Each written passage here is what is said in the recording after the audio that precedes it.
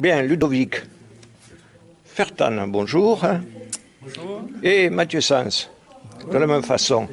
Alors, en avant-première, avant la projection de certaines photos et de votre conférence, je voulais en quelques mots donc vous présentiez la journée. J'ai pas eu la Mathieu Sans puisque il va démarrer lui sur carrément la crémaillère.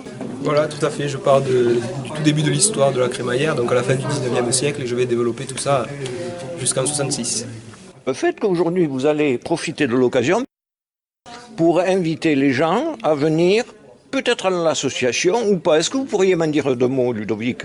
Oui, c'est le but, puisque à deux, on ne peut pas faire non plus des choses, et on a plein de projets. Et donc, on va vraiment essayer d'ouvrir cette association pour que le maximum de gens viennent nous rejoindre. Et puis, toutes les bonnes intentions sont bienvenues. Ouais. Par exemple, si vous avez des photos chez vous qui sont rangées, on veut bien en faire des copies, bien sûr. Hein. Si vous voulez bien nous les prêter pour en faire des copies, c'est le bienvenu. Si vous voulez venir nous aider à préparer des journées comme celle-ci, vous êtes les bienvenus. Vraiment. Ben oui, puisque pour faire vivre une association, il faut toutes les compétences.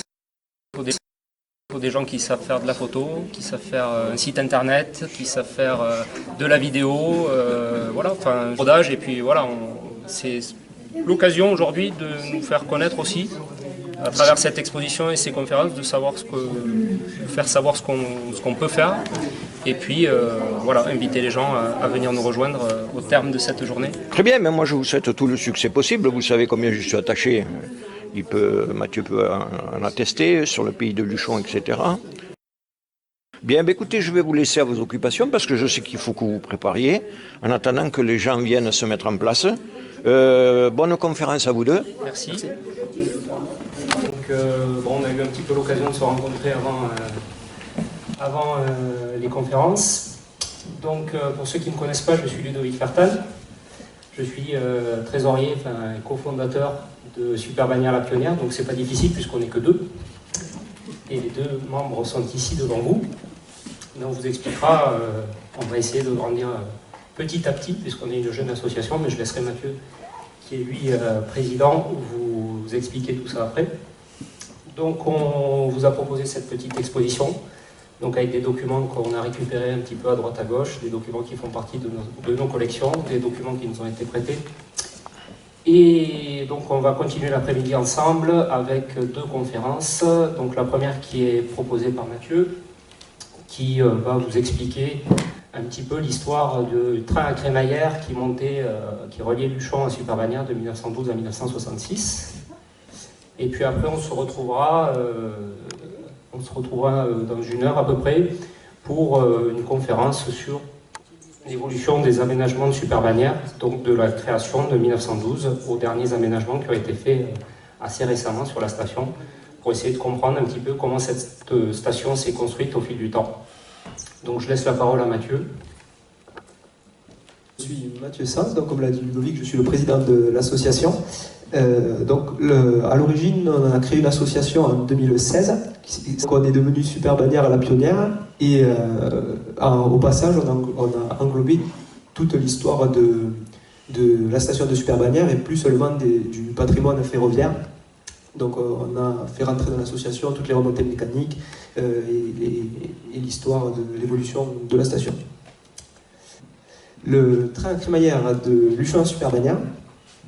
Donc, notre histoire commence assez loin, à la fin du 19e siècle, en 1890, avec ces trois messieurs. Ludovic Dardenne, pharmacien et docteur en pharmacie luchonnais, Monsieur Lormier et Monsieur Joachim Estrader, qui sont un peu plus tard maire de Luchon. Donc, c'est principalement Monsieur Lormier qui revient avec une idée de Suisse, du Rigi, une montagne près de Zermatt, en Suisse, qui revient à Luchon avec l'idée de copier-coller un peu le système du Rigi en Suisse. C'est une montagne avec un hôtel à son sommet et un train à crémaillère d'accès où on y fait des cures d'air. Ça a été réalisable parce qu'à cet emplacement, il y avait un hôtel, l'hôtel du Parc, et en 1911, cet hôtel a brûlé, et la Compagnie du Midi, donc comme je vous l'ai dit, ancêtre de la SNCF, c'est vraiment jeté sur le terrain parce que c'est un emplacement de choix, a rasé ce qui restait de l'hôtel et y a établi la gare de départ pour Super Bagnères. Donc voilà le tracé vu d'un peu plus loin. On a une meilleure représentation dans l'espace. Donc on va faire étape par étape, on va monter à Super Bagnères en s'arrêtant à chaque halte. Donc la gare de Luchon, donc, qui était au 28 allée d'Étigny, donc comme je vous ai dit entre la Poste et le restaurant La Crémaillère. Vue de derrière, donc là on est en 1911, en 1912 pardon. Donc tout n'est pas terminé à mi-sage, donc comme son nom l'indique, à mi-parcours entre Luchon et Super Bagnères. Alors c'est un point stratégique puisque à cet endroit il y a un évitement qui permet au train de se croiser. Le wagon faisait 2,50 m, du coup quand le train passait dessus, on avait l'impression que le train flottait dans le vide. On arrive ensuite à Artigardou, donc c'était un autre évitement. Donc c'est une halte au milieu des bois qui sera plus tard le terminus de la Crémaillère, puisque comme on voit, c'est le dernier vestige vraiment bien visible de la ligne qu'on peut voir sans faire trop d'efforts. C'est ce petit kiosque hexagonal, donc c'est un bâtiment voyageur, un abri, où arrivait, comme vous le voyez sur la photo du haut, la piste de bobsleigh. Donc on arrive ensuite sur le plateau de Super Bagnères, donc vous reconnaissez peut-être ce bâtiment, qui est maintenant, ici il y a la billetterie, oui. Non, la billetterie est à droite et à gauche il y a l'accueil. Et voilà. Donc maintenant c'est beaucoup plus haut, il y a chez Casat ici. Et donc ça, c'était la gare du plateau où descendaient les skieurs, exclusivement les skieurs et les visiteurs de Super Bagnères, de L exprès pour pouvoir accueillir les trains à l'arrière. Et donc les personnes qui séjournaient au Grand Hôtel descendaient à cet endroit et rentraient directement au Grand Hôtel par cette porte qui est ici. Donc le principe de Crémaillère, donc comme vous pouvez le voir, c'est deux rails porteurs et au milieu un rail denté qui permet au train de gravir des pentes assez fortes, jusqu'à 25% chez nous. Et donc ici, vous l'aurez compris, il y avait une petite animation qui faisait visualiser le système. Donc le train s'engage sur la voie qui n'est pas faite pour lui. La locomotive déraille, d'après les témoins oculaires, elle tangue par deux fois. C'est quand les deux roues dentées sont sorties de la Crémaillère et donc part à toute vitesse vers le virage de la Soula. Elle a fait charrue et a freiné les deux voitures avant qu'elles ne puissent arriver au virage là qu'on devine ici. Et donc on pu s'arrêter avant de tomber dans le ravin. Et par contre la machine a continué sa course et guidée par la voie et a sauté dans le ravin.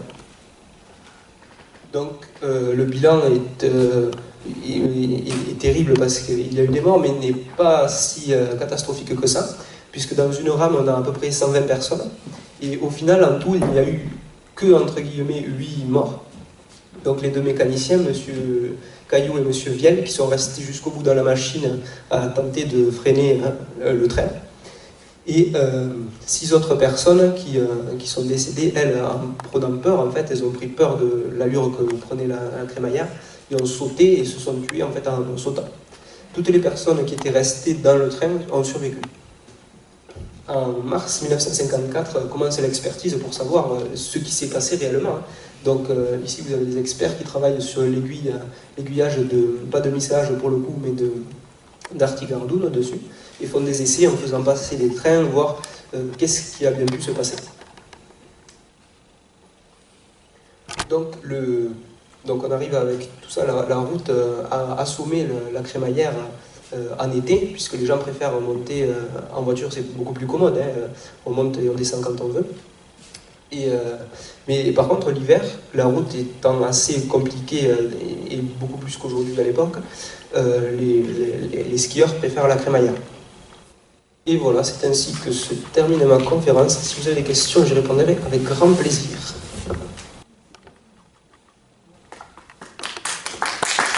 Bravo.